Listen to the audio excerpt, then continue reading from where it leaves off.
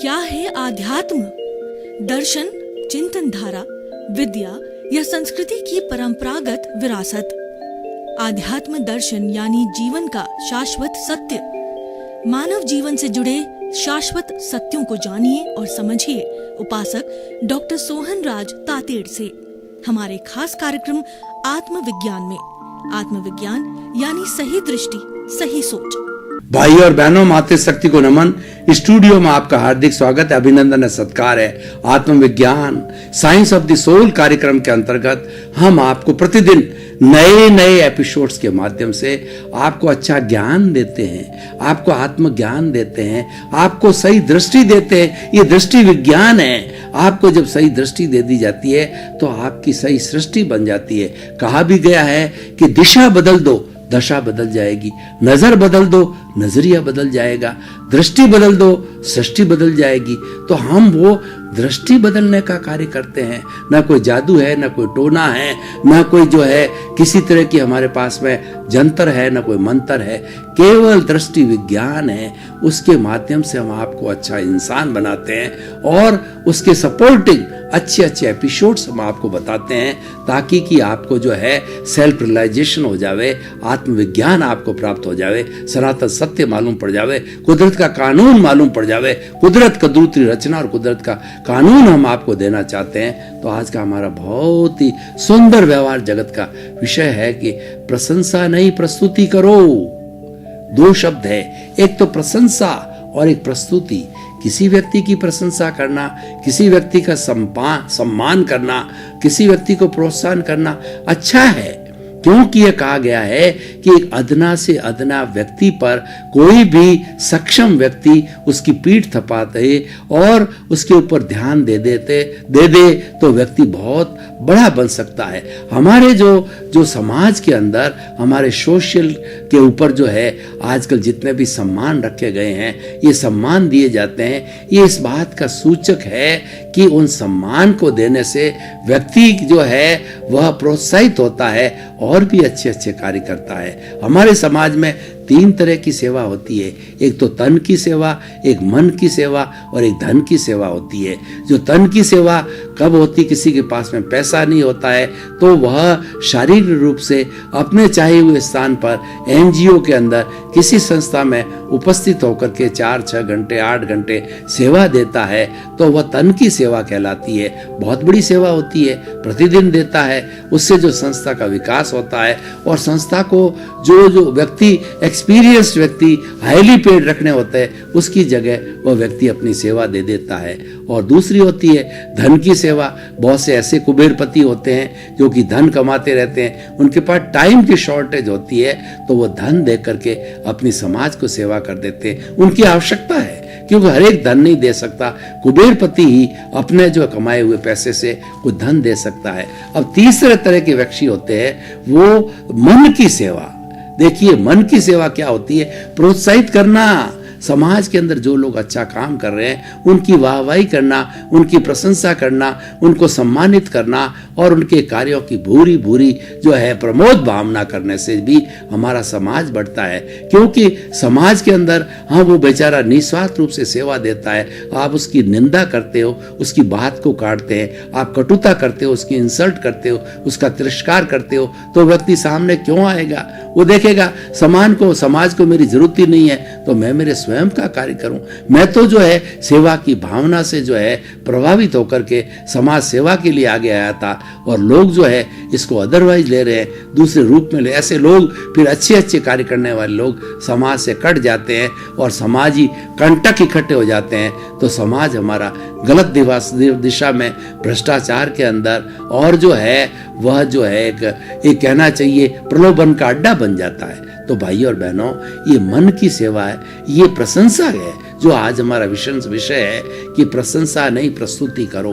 प्रशंसा करना अच्छा है लेकिन वो शॉर्ट टाइम होनी चाहिए। अब देखिए कि जिस व्यक्ति की हम प्रशंसा करते हैं उस व्यक्ति का कार्य अच्छा होना चाहिए। हमने प्रशंसा कर ली मान लीजिए एक कार्यक्रम के अंदर, तो फिर शेष समय में उसको योग्य बन के प्रस्तुति देना है। उदाहरण के तौर पे मैं आपको बताता हूँ, कोई भी समाज सेवा का एनजीओ है, आजकल जो है हमारे हिंदुस्तान में लाखों एनजीओ है जो समाज की सेवा करते हैं, और हमारी सरकार का उद्देश्य भी समाज की सेवा करना, लोगों को जो है सुविधा कर देना, लेकिन वह भी जो है पूरा नहीं कर पाती है। तो समाज के अच्छे अच्छे लोग एनजीओ बना करके आगे आते हैं, संगठित होकर के। किसी भी एनजीओ का अध्यक्ष है तो अध्यक्ष है अच्छा होना चाहिए, पॉजिटिव होना चाहिए, टीम स्पिरिट वाला होना चाहिए, विजनरी होना चाहिए, लोगों को साथ लेकर के चले, टाइम देने वाला होना चाहिए कि वह उन सब चीज़ों की जो है समीक्षा करे कि हमने जो है कहाँ तक हम पहुँचे हैं, कहाँ जाना है, टारगेट रखे, ब्लूप्रिंट रखे, रोड मैप रखे और उसका फीडबैक लेवे, बॉटलनेक्स लेके और सब चीज़ों का पता करके, और हम कितने पानी में हैं उसकी जानकारी देवे। क्वार्टरली जानकारी है वो लोगों को देवे और ईयरली जानकारी वो साधारण सभा में रखे। अगर वो अच्छा कार्य करता है तो बहुत अच्छा अध्यक्ष है, बहुत अच्छा महामंत्री है या बहुत अच्छा सदस्य है, और मात्र हम उसकी प्रशंसा करते हैं, लेकिन वो साल भर उस संस्था के लिए कुछ भी कार्य नहीं किया। प्रशंसा करके उसको सदस्य बना दिया, पैट्रॉन बना दिया, अध्यक्ष बना दिया, मंत्री बना दिया, लेकिन कोई केयर नहीं करता है और संस्था के विकास की कोई भी बात नहीं करता है, तो वह व्यक्ति पूजनीय नहीं है, प्रशंसा के योग्य नहीं है। तो हमारे प्रस्तुति होनी जरूरी है। प्रस्तुति बिना हमारा कोई भी कार्य नहीं हो सकता है, और प्रस्तुति होती है वो व्यक्ति के काम करने से होती है। व्यक्ति का काम बोलता है, व्यक्ति का गुण बोलता है, व्यक्ति का चरित्र बोलता है। चरित्र के लिए बात कही गई है कि wealth is lost, nothing is lost, if health is lost, something is lost, and if the character is lost, everything is lost. तो जो चरित्र का धनी होता है वही व्यक्ति प्रशंसा के योग्य है, और ऐसे चरित्र के धनी व्यक्ति को प्रस्तुति करनी चाहिए, और उसके दिमाग के अंदर जो समाज सेवा के क्षेत्र में उतर गया है, परोपकार के क्षेत्र में उतर गया है, उसको हमेशा ध्यान रखना चाहिए कि मैं किस तरीके से सेवा करूं। मैं उसको समय देना चाहिए, उसको सोचना चाहिए, और बाकायदा उसका रिकॉर्ड रखना चाहिए, और उसका जो प्लानिंग मैप बनाना चाहिए, और प्लानिंग मैप के जरिए ही हम आगे बढ़ सकते हैं। चाहे घर का काम हो, व्यक्ति का काम हो, समाज का काम हो, देश का काम हो या विश्व का काम हो, बिना प्लानिंग के नहीं चलता है। एक तो हमारी एक प्रतिदिन की प्लानिंग होनी चाहिए, दूसरी हमारी वीकली प्लानिंग होनी चाहिए, तीसरा हमारा मंथली प्लानिंग होनी चाहिए, और चौथा हमारा क्वार्टरली होनी चाहिए, पांचवा हमारा हाफ ईयरली होनी चाहिए, और छठा ईयरली प्लानिंग होनी चाहिए। ईयरली प्लानिंग के अंदर हमको पूरे साल भर के कार्यक्रमों को एकत्रित करना चाहिए कि हमने क्या क्या टारगेट रखा था और हम कितना कितना अचीव करना पाए, हम कितने % तक पहुंचे हैं, और वो समय के अनुरूप पहुंचे हैं कि नहीं है। अगर 6 महीने निकल गए तो 50% काम होना चाहिए, हो जाना चाहिए, और क्वार्टरली के अंदर 25% काम हो जाना चाहिए। अगर हो गया इसका मतलब आप सही दिशा में हो। और हमने जो टारगेट रखा है साल भर का, 5 साल का जो सरकारें आती है 5 साल का टारगेट रखती है और अपना जो संकल्प पत्र रखती है उसके अनुरूप कार्य करती है, तो वो बहुत अच्छी सरकार गिनी जाती है। उन्होंने कमिटमेंट किया था, पूरा करके बताया, और वैल्यू भी उसी की होती है। देखिए, प्रस्तुति करने से हमारी प्रशंसा ऑटोमेटिकली होती है। देखिए, हमें अपने जो है अधिकार की चिंता नहीं करनी है, अधिकार तो अपने आप आते हैं, कर्तव्य की चिंता करनी है। जो कर्तव्यशील व्यक्ति होता है, अधिकार उसके पास में ऑटोमेटिकली आते हैं, अधिकार उसके चरणों के अंदर जो है वो नतमस्तक होते हैं, प्रशंसा उसके चरणों में आती है। मुख्य बात प्रस्तुति होती है कि आप प्रस्तुति कैसे करते हो, और प्रस्तुति भी कैसी की जानी चाहिए बिना किसी को डैमेज किए, और वह प्रस्तुति जो है वो ट्रांसपेरेंसी को करके, समाज का काम है चाहे व्यक्ति का काम है, ट्रांसपेरेंस होना चाहिए। और ट्रांसपेरेंसी कब आएगी? जब व्यक्ति समझेगा मैं तो अकर्ता हूं। जब व्यक्ति अकर्ता का भाव रहेगा तो ऑटोमेटिकली ट्रांसपेरेंसी आ जाएगी कि मैं करता हूं ही नहीं। करता तो जो है व्यवस्थित शक्ति है, वह व्यवस्थित शक्ति जो है हमारी साइंटिफिक सर्कमस्टेंशियल एविडेंसेज है, उसके अनुरूप ही हम कार्य करते हैं। हर व्यक्ति जो पूर्व जन्म के अंदर जो कार्य करके लाया है उस कार्य के अनुरूप ही है ये सारा जीवन चलता है। जो उसने जो भाव कर्म डाले थे वो इस जन्म के अंदर द्रव्य कर्म के अनुरूप होता है, उसका जो है उदय भाव होता है, उसका प्रारब्ध होता है, उसके अनुरूप की सारी जीवन चलता है। और ये सृष्टि माँ कहती है, ये साइंटिफिक सर्कमस्टेंशियल एविडेंसेस कहती है, व्यवस्थित शक्ति कहती है, जिसको हम कुदरत कहते हैं। वो कुदरत क्या कहती है कि मैंने किसी भी व्यक्ति को जो है कर्ता बनने की कोई पावर या पावर ऑफ अटॉर्नी नहीं दी है। कर्ता तो मैं स्वयं हूं। अगर वो अपने आप को कर्ता कहता है तो वह उसका अज्ञान है, यानी कर्ता भाव रखने वाला अज्ञानी है, और अज्ञान ही सब दुखों की जड़ है। तो हम तो अकर्ता भाव को रखें, क्यों कर्ता हम हो ही नहीं सकते। हमें कर्ता होने की हमारे में कोई योग्यता नहीं। हम कर्ता तो व्यवस्थित शक्ति होती है। तो इस तरीके के हम चिंतन करेंगे तो देखिए, जब हम अकर्ता रहेंगे तो हमारा मालिकी भाव समाप्त हो जाएगा। हम किसके मालिक रहेंगे? धन के मालिक नहीं, शरीर के मालिक नहीं, और हमारी जितनी भी प्रॉपर्टी है उसके मालिक नहीं है। वो तो हमें चिंतन करना चाहिए कि हम तो अकर्ता है, वह तो हमारी कस्टडी में है, वो हमें निश्चय में है, वो तो हमें पूर्व जन्म के कर्मों के अनुरूप मिली, और वो नाशवान है। जितने भी जड़ पदार्थ है वह नाशवान है। आप देखिए, स्वयं चिंतन कीजिए कि जब मनुष्य का राम नाम सत्य होता है तो क्या वह शरीर को लेके जाता है? क्या वह अपनी धन दौलत को लेके जाता है? और क्या वह अपने परिवार को लेके जाता है? कोई चीज साथ में नहीं जाती। साथ क्या जाता है? साथ जो हमारी आत्मा है वो जाती है, और आत्मा तो निष्क्रिय है, वो तो हिलती नहीं है, उसमें कोई क्रिया करने की शक्ति, वो तो अमूर्त है। और उसके साथ जो जाता है वो कर्म शरीर है, लिंग बॉडी है, कॉजल बॉडी है, राग द्वेष है, कषाय है, क्रोध मान माया लोभ का जो पिंड है वो जाता है। वो तो वेयर हाउस है, वो तो गोदाम है। अब गोदाम स्वयं नहीं चलता है। गोदाम को या कोई किसी में रखी हुई वस्तु को अगर बॉक्स के अंदर उसको धक्का देना पड़ता है तो इस वेयर हाउस को धक्का देना पड़ता है। एक तरफ तो निष्क्रिय आत्मा है और एक तरफ गोदाम है। अब ये दोनों साथ में बंधे हुए हैं, जन्म जन्मांतर से बंधे हुए हैं, तो ये तो हिलते ही नहीं है। इनको हिलाता कौन है? इनको हिलाता है हमारा तेजस शरीर।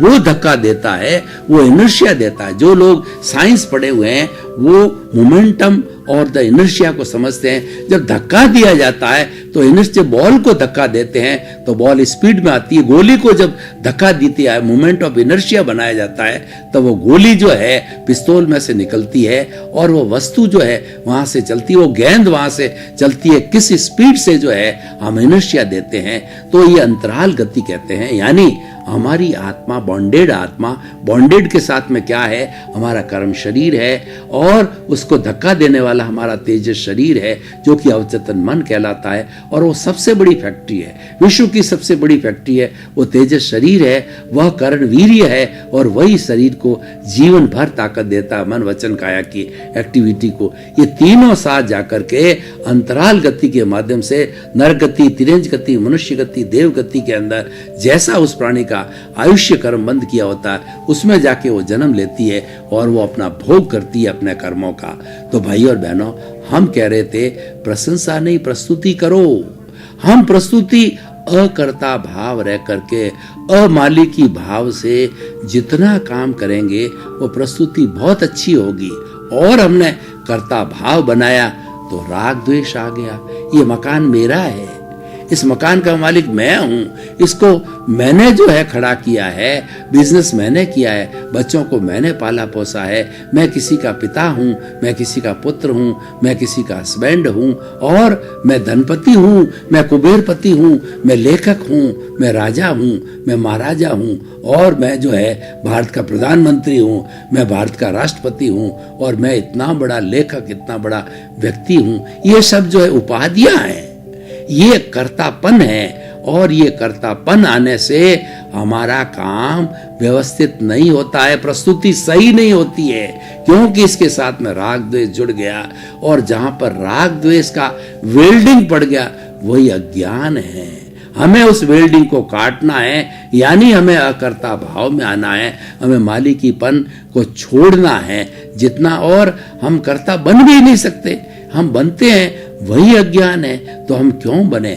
उस वेल्डिंग को ही तोड़ना है, उस अज्ञान को ही तोड़ना है और अपने स्वरूप को पहचानना है कि मैं कौन हूं। मैं तो जो है वो कर्ता, मैं तो जड़ ही नहीं हूं, मैं तो चेतन हूं, मैं तो अमूर्त हूं, मैं तो अनंत ज्ञान वाला हूं, मैं अनंत दर्शन वाला हूं, मैं अनंत शक्ति वाला हूं, मैं अनंत सुख का धाम हूं। ऐसा मेरा स्वरूप है। और ये शरीर जो मन वचन काया रूपी है, शरीर मिला है पूर्व जन्म के कर्मों के भुगतान के लिए मिला है। ये अपना कार्य कर रहा है, जड़ अपना कार्य कर रहा है। मैं तो चेतन हूं और इसके साथ बंधा हुआ हूं, इस कारण मात्र इसको देखता हूं, जानता हूं ये क्या कार्य कर रहा है। तो ये क्या है? ये सारी प्रस्तुति है। तो जब हम प्रस्तुति अच्छी करेंगे तो ऑटोमेटिकली हमारी प्रशंसा होगी। इसीलिए आज का एपिसोड बना है कि प्रशंसा नहीं, प्रस्तुति करो। प्रस्तुति करोगे तो प्रशंसा ऑटोमेटिकली आ जाएगी। जो हमारी प्रस्तुति है वह हमारा उत्तरदायित्व है और हमारी प्रशंसा है वह हमारा अधिकार है। तो अधिकार तो अपने आप आएगा। आप प्रस्तुति करते चलो। मैं एक उदाहरण के द्वारा आपको, उदाहरण से और कहावतों से, कहानियों से जो है कोई भी बड़ा से बड़ा मर्म है बहुत इजी हो जाता है और सामान्य व्यक्ति उसको ग्रहण कर सकता है। भगवान महावीर का हम एक रोल मॉडल लेवे कि भगवान महावीर ने जब 30 वर्ष की उम्र में दीक्षा ग्रहण की, क्योंकि उसकी नियति थी, वो जो है अवधि ज्ञानी थे, वो 3 ज्ञान माँ की पेट में लेके आए थे और तीर्थंकर गोत्र का उनका बंधन था, बंद हो चुका था। तो इसीलिए 30 वर्ष की अवस्था में जब उन्होंने जो है वो दीक्षा ली और उसकी पूरी प्रक्रिया है, लेकिन मैं उसको शॉर्ट में अपने भावों के अनुरूप कहना चाहता हूँ। दीक्षा लेते ही उन्होंने निर्णय किया, उन्होंने देखा कि मेरे कर्म और 23 तीर्थंकरों के कर्म की तुलना करें तो फिर भी मेरे कर्म ज्यादा पड़ते हैं और मेरे पास में समय कितना है। वो अवधि ज्ञानी थे कि मेरी तो 72 साल की उम्र है, यानी 30 साल की उम्र तो निकल गई, अब मेरे साथ में 42 इयर्स का समय है। तो उन्होंने एक प्लानिंग बताई, उन्होंने एक प्लानिंग बनाई कि उन्होंने इस शरीर को कहा बोस रे, यानी अकर्ता हो गए, माली की भाव समाप्त कर दिया। ये शरीर मेरा नहीं है, ये तो जड़ है और इसको समाप्त करूंगा। इसके साथ जो जिसने इसको जन्म दिया है उस सूक्ष्म शरीर को, उस कॉजल बॉडी लिंग शरीर और उसको जो कर्म शरीर को समाप्त करूंगा, तभी मुझे मुक्ति की प्राप्त होगी। जब वो 0 हो जाएगा तब मेरी मुक्ति ऑटोमेटिकली होगी। तो उन्होंने क्या चिंतन किया कि इस शरीर को चाहे तिर्यंच गति, मनुष्य गति, देव गति का कोई भी प्राणी जो है इसको छीले, इसका भेदन करे, इसको काटे पीटे, तो मैं इसकी सार संभाल नहीं करूंगा। वो आत्म प्रदेशों में चले गए, वो भगवान होने वाले थे, वो आत्म प्रकोष्ठ में चले गए, यानी वो चिंतन में चले गए। मैं तो आत्मा हूं, वेद विज्ञान किया, मैं तो शुद्ध आत्मा हूं मूल रूप से और ये शरीर अलग है, मैं अलग हूं। इस शरीर को जब ये शरीर समाप्त होगा, इसको जन्म देने वाला राग द्वेष जब 0 हो जाएगा, यानी उन्होंने राग द्वेष को छोड़ दिया। जो मूल बीज था उस मूल बीज को छोड़ा और वो तटस्थ भाव में आ गए, समता के भाव में आ गए। कितने उन्होंने 1.5 वर्ष की साधना के अंदर जो है उपसर्ग सहे कि सर्प ने, उस चंडकोशीय सर्प ने उनको काटा, ग्वालों ने उनके कीले जो डाले थे, पर उन्होंने सोचा कि भुगते उसकी भूल, ये मैं भुगत रहा हूं, भूल मेरी है। मैंने पिछले जन्म के अंदर शीशा डाला था किसी संतरी के बेचारे के, तो वही आज निमित्त बन के मेरे को आ रहा है। संगम देवता ने मरणांतिक कष्ट दिए भगवान महावीर को एक रात के अंदर कि वो ऐसे कष्ट थे कि व्यक्ति जिंदा रह ही नहीं सकता, पर उन्होंने शरीर को त्याग दिया था, इसलिए उनको कोई तरह की फीलिंग्स नहीं हुई। वो तो आत्म प्रदेशों में रहे और उस आत्म प्रदेशों में रहने से सारा उनका कर्म का भुगतान जितना उन्होंने जो भुगतान हुआ इस शरीर के माध्यम से, वह भी जो है वो आत्म प्रदेशों में भुगत लिया गया। उस शरीर को कोई भी उनको दिक्कत नहीं आई। शरीर के लोग उसको मारते रहे, पीटते रहे, कुचलते रहे, उनको कोई महसूस नहीं हुई। तो भाई और बहनों, ये एक बहुत सुंदर उदाहरण है कि उन्होंने प्रस्तुति दी। 12.5 वर्ष के अंदर उन्होंने समता की प्रस्तुति दी।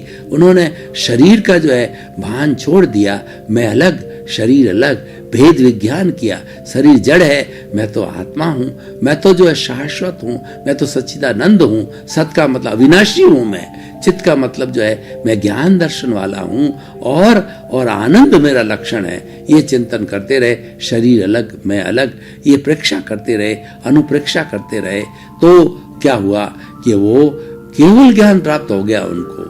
12.5 वर्ष जो है साधना करते करते केवल ज्ञान की उत्पत्ति हो गई। अब उनको कुछ भी करना शेष नहीं रहा, सर्व कार्य उन्होंने कर लिए थे, क्यों केवल ज्ञान तो एक भानु भास्कर है। जब केवल ज्ञान रूपी भानु भास्कर उदय होता है तो ये हम जड़ और चेतन की भूत भविष्य वर्तमान की किसी अवस्था की जो है उनको कोई हर अवस्था की उनको जानकारी रहता है, क्योंकि वो केवल ज्ञानी होता है। तो भाई और बहनों, ये सब चीजें क्या है? ये प्रस्तुति है। अब वैसे ऐसे प्रस्तुति करके भगवान बन गए तो वो तो प्रस्तुति के योग्य है, वो तो वंदनीय है, स्तुति है, और वो हमारा कल्याण करने वाले हैं। तो हमें उनकी प्रशंसा प्रमोद भावना करने में कोई तकलीफ, जो भगवान का हम स्मरण करते हैं, भगवान के गुणों की भजना करते हैं, ये क्या है? ये हमारी प्रमोद भावना है, ये भगवान के गुणों की प्रशंसा है। वो भगवान के शरीर की प्रशंसा नहीं है, भगवान के गुणों की प्रशंसा है। जो नवकार मंत्र है उसके अंदर 5 पद्य है और 108 गुणों की प्रशंसा है, 108 गुणों की भजना है, 108 गुणों की जो है वो प्रेक्षा है, अनुप्रेक्षा है, ताकि कि वो गुण हमारे भीतर आए, हमारे में समाहित हो। इसलिए बार बार उनको जो है वो हम ग्रहण करते हैं, हम जीवन में डालते हैं। इसी कारण से माला के 108 मणके बने हैं। तो भाई और बहनों, मैं आपको बताना चाहता हूं कि प्रशंसा नहीं प्रस्तुति करो। ये व्यवहार जगत का ऐसा जबरदस्त सूत्र है कि ये व्यवहार जगत पे भी लागू होता है और हमारे भीतरी जगत पे भी लागू होता है। भीतरी जगत पे लागू ये होता है कि आप कर्मण शरीर को शून्य करो, आप राग द्वेष का जीवन मत जियो। राग द्वेष को जो है हर वक्त समता का, हर वक्त जब आप जो है स्वरूप का चिंतन करोगे, स्वभाव में रहोगे, तो ये राग द्वेषी, क्योंकि व्यक्ति एक ही अवस्था में रह सकता है, या तो एक समय में दोनों अवस्था में नहीं रह सकता है, या तो स्वभाव में रहेगा या विभाव में रहेगा।